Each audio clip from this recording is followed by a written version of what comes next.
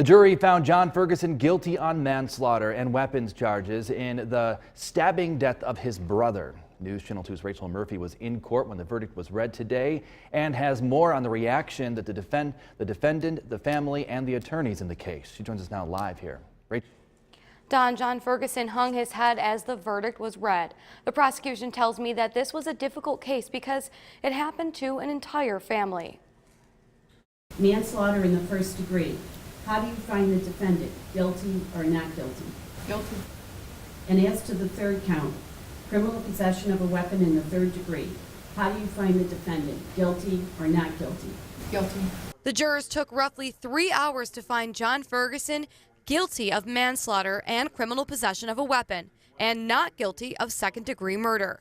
Ferguson stabbed his brother Daryl Ferguson to death at their mother's home in Yorkville on July 17, 2018.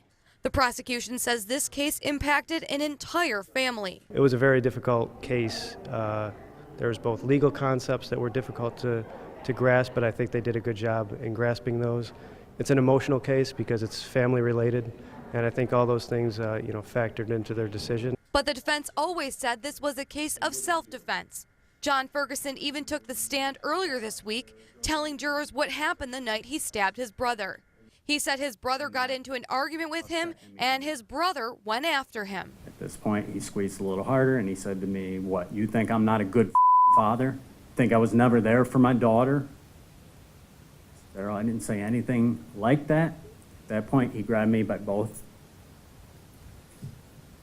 He had a look in his eyes and he said,